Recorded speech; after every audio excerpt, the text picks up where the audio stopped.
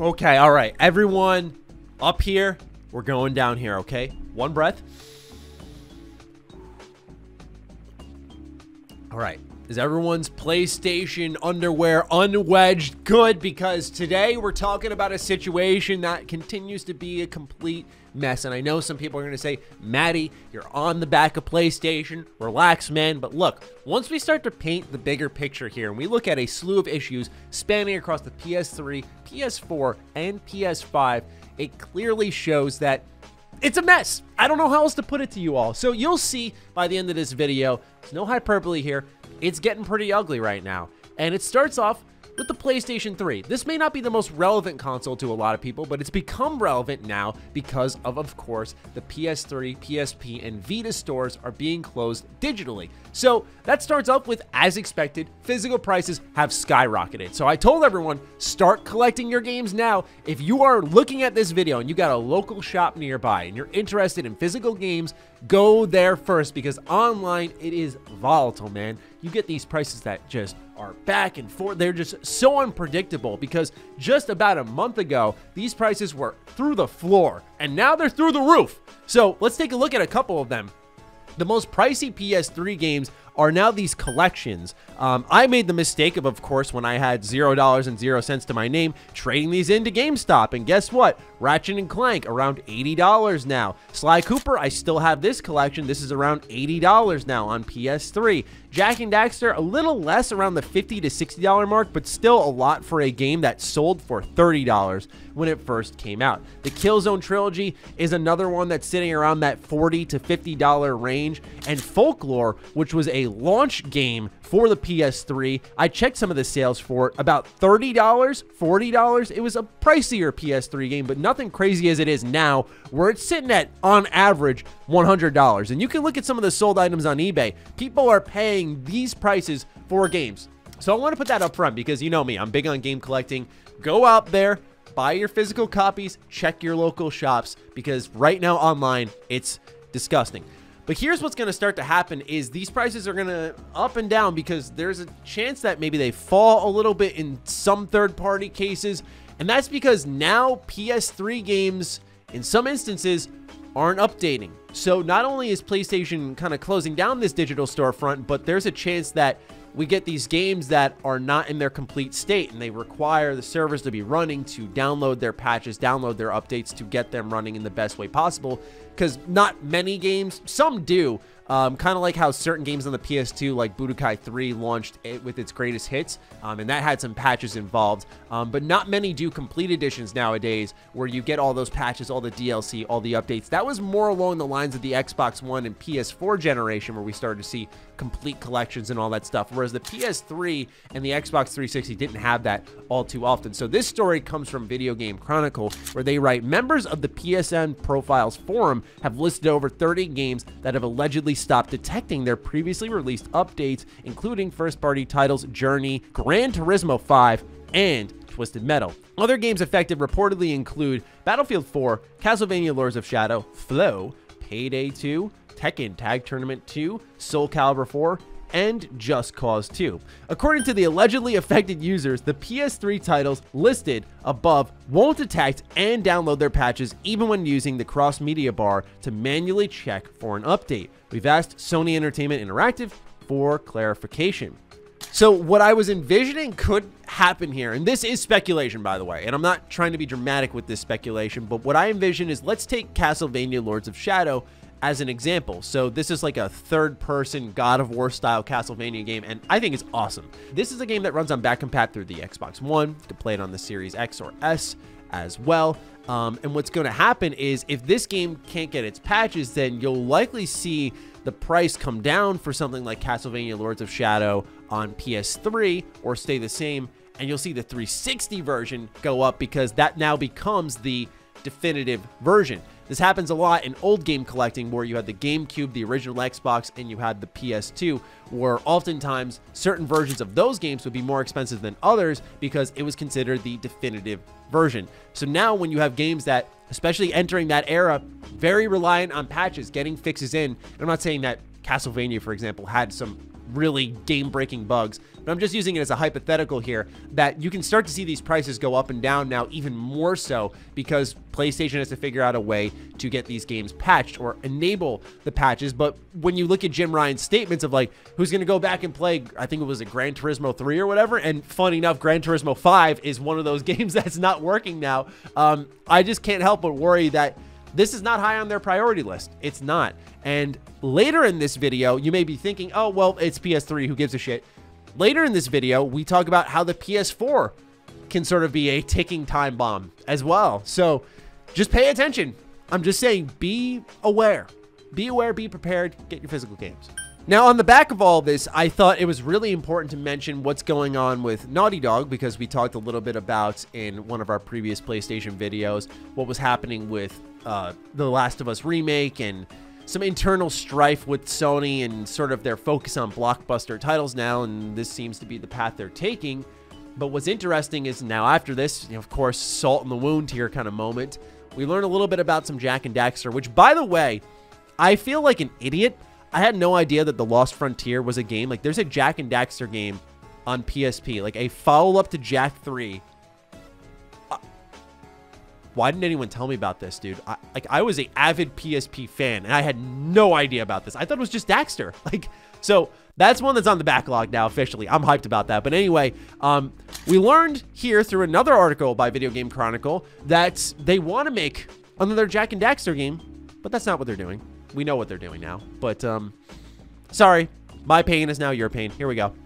Speaking during a chat with Insomniac's Ted Price as a part of the Academy of Interactive Arts and Sciences Game Maker Notebook series, transcribed by VGC, Evan Wells was asked if Naughty Dog continues to get fan requests for a new Jak and Daxter game.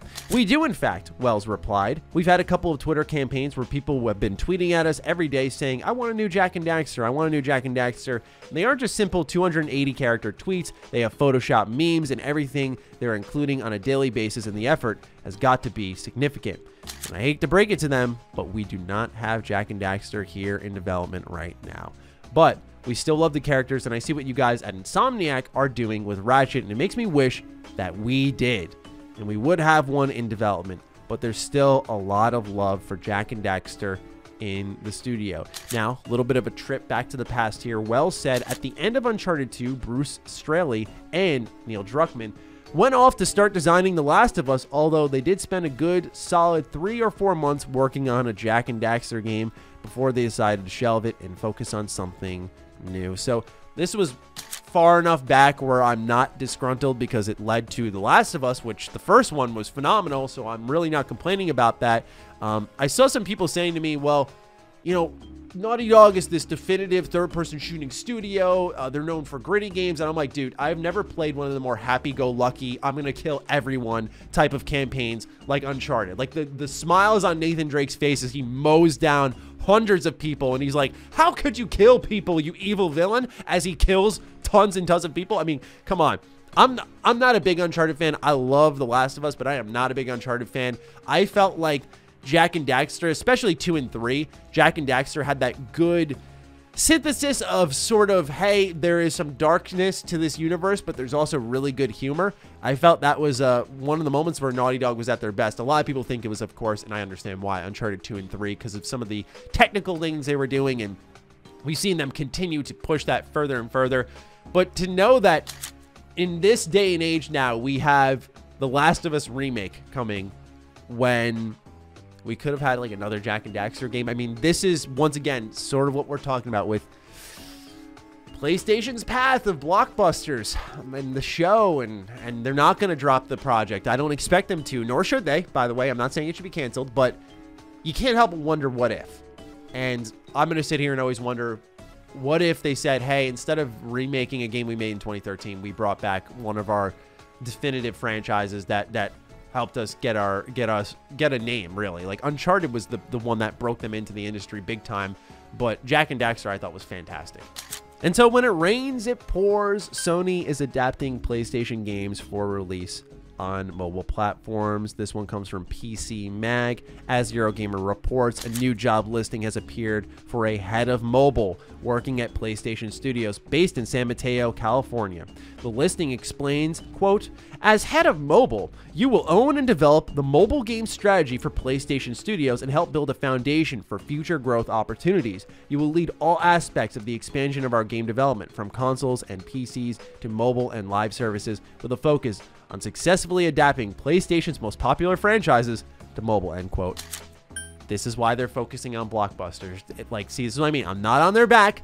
It's clear what their game plan is. Get your shows, get your mobile games, take Horizon, take something like The Last of Us, go in on those expansions. I'm sure you'll see something like Uncharted, The Last of Us. Those will come to PC. PlayStation's shown that they're going to make their money, and they're going to do it with these blockbusters through re-releases, through getting stuff on mobile, through live services now. It's another scary part that they're mentioning in there. And obviously, to be completely fair, Xbox is no stranger to mobile stuff, but the way they're doing it with xCloud streaming, saying, hey, you like Outriders? You can stream that to your phone. So while I'm here at my studio waiting for a video to render, I can pop up Outriders and play it. It's something I really want to do, by the way. Bring it to iOS already, Microsoft. But anyway, more mobile games. I don't want to be too judgmental because sometimes mobile games are interesting, but I trust PlayStation Studios quality, but I don't know. When you see them doing things like this, where Aloy's joining Fortnite and you see them investing $200 million more into Epic Games for a total of, I think, like $400 or $450 million, it's clear that partnership is growing more and more. And big money moves, that's all I'm saying. Last report here, and this one is the one I said was pretty important for those of you who went, oh, it's PS3, it's fine. Well, let's talk a bit about the PlayStation 4 as well as the PlayStation 5. So PlayStation 4 comes up first. IGN India reports PS4 clock battery death will kill your ability to play games. Does it play? Posted on their Twitter account. Everyone is worrying about the non-existent de novo problem, and what they should be worrying about is error CE34878-0. When the PS4 CMOS battery dies, and it will, it renders all PS4 digital files unusable without a server reconnection, and in PS4, it also kills disk playback. Lance McDonald quoted this tweet saying, "This error is because trophies on PS4 require the internal system clock, the one you can't see/alter, to be correct. So people can't change their PS4 date/time to make it look like they got trophies earlier than they really did. If your PS4 clock battery dies, all your games die." Not good. I don't think I need to spell it out for you. Let's keep going. This can be circumvented with jailbreaks right now, by the way, on any version of firmware 7.55 or lower. Hopefully, we see future exploits or newer versions as the PS4 moves toward the end of its life. Yeah, so your PS3, not going to update those older games. Your PS4 could be, and this is why I put it in the back of the story, because here we are like 7-8 years later. I'm not going to get so up in arms and uppity about this because it seems like a firmware tweak is all that's required. And I hope that PlayStation understands, like, yes, they did say, Jim Ryan did say, we want a quick transition. We want the quickest transition from 4 to 5. So I hope they're not just itching to leave it behind because they know about this, but they're really just itching to leave it behind because they're excited about the new generation. But still, millions of gamers are on their PS4. And when we talk about game preservation on this channel, this is what I mean. This may not be relevant to your PS4 to PS5 conversation, but this is relevant when we're talking about 50 years from now, passing down games, passing down systems, talking about that, why backwards compatibility is important. This is why we fight that battle, because you have situations like this where maybe a console is a ticking time bomb. It's enough to get you through a generation, but is it enough to be like the SNES where you can still fire something like that up and it can still work fine as long as you take good care of it? So I worry about those types of things. And then you look at the PS5 with its continued smart delivery issues with the likes of Avengers, where they had to jump through a bunch of hoops. And now they've released this brand new PS5 firmware update, which a lot of people are excited about, and rightfully so. I think they should be. But inside of that update was something about the external hard drives. Xbox currently has their own branded Seagate expansion card, kind of like a memory card where you can store and play these Xbox games, like your Xbox Series X games, from it. And this is something you could do on, say, the PS4 or the Xbox One, where you could just have an external hard drive, plug it in, and you could play games straight from that. But when the PS5 released their update saying, hey, you can now store games on your external hard drives, you cannot play from them. And as far as I'm aware, PlayStation does not have a official SSD, kind of like Microsoft does, where you're able to play from these products. So storage space is going to continue to be a problem, and I don't know. I worry about these little minor things piling up, because what's interesting is these are things that are just happening. PlayStation hasn't really spoken. They're just things that are occurring within their system. You know, we learned about the PS3 store closing down through like a forum post. So they're trying to be quiet about these things, and it's why I felt compelled to be like, let's talk about this today. So I just wanted to put this out there on your radars and let you all know. I think the PlayStation situation has become a complete and utter mess, from the stores to the prices to the updates to the PS4 problems. Yeah, not a good look right now. So I'm hoping that PlayStation turns it around. Fingers crossed. I think they have the talent and the capability to keep things going in a good manner while getting rid of some of these smaller problems. Like, 2 of these things can be wiped away with an update. But I can't help but worry with some of their actions and statements that that's not a priority for them. And that sucks as someone who believes in game preservation. So we'll see in due time. Let me know what all of you are thinking in the comments down below. As always, be sure to follow me on Twitter, follow me on Instagram. Those links are in the description down below. Big thank you to all the patrons, all the members who are supporting this type of content variety. Stay sexy, stay active. Love you all. Peace.